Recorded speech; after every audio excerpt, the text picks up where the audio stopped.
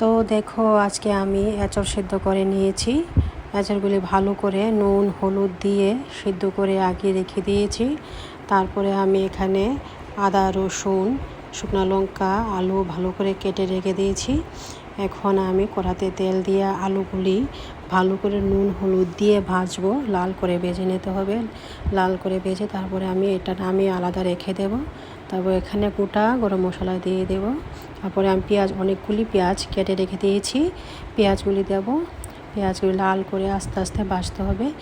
তারপর তেজপাতা দিয়ে দিলাম, আদা রসুন আর শুকনো লঙ্কা গুঁড়োটা পেস্টটা দিয়ে দিলাম, ওর সঙ্গে একটু হলুদ গুঁড়ো দিয়ে দিলাম। তারপরে দিয়ে দেবো একটু গোলমরিচের গুঁড়ো, টেস্টের জন্য খুব ভালো হবে। জিরা গুঁড়ো দিয়ে দিলাম।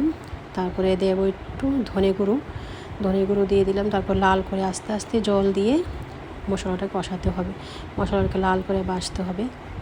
তারপরে একটু টমেটো কুচি দিয়ে দেবো, টমেটো কুচি দিয়ে একটু লবণ দিয়ে দেবো। লবণ দিয়ে আস্তে আস্তে নুন লাগতে হবে, একটু চিনি দিয়ে দিলাম সব কিছু ব্যালেন্স করার জন্য। লাল করে ভাজতে হবে যাতে মশলা থেকে তেল ছেড়ে দিই। দেখো তেলটা ছেড়ে দিয়েছে। এখন আমি ভালো করে লাল করে ভাজলাম। এখন আমি সেদ্ধ এঁচড়গুলি দিয়ে দেবো। সেদ্ধ এঁচড়টা দিয়ে ভালো করে আমি কষাবো, ভালো করে কষিয়ে তারপরে সঙ্গে আলুগুলিও দিয়ে দেব। এঁচড়টা দেখো আমি দিয়ে দিয়েছি, লাল করে কষালাম। ভালো করে কষাতে হবে এঁচড়টা, ভালো করে আলুগুলিও দিয়ে ভালো করে জাল দিতে হবে সুন্দর করে, অনেকক্ষণ লাগিয়ে কষাতে হবে। আলুগুলি কষানো হয়ে গেছে, সে সবটাই কষানো মাংসের মতো দেখা হয়ে গেছে। এখন সুন্দর লাল লাল হয়ে গেছে, মশলা তেলও ছেড়ে দিয়েছে। এখন আমি কিন্তু গরম জল দিয়েছি, ঠান্ডা জল দিলে এখানে টেস্ট অন্যরকম হয়ে যাবে।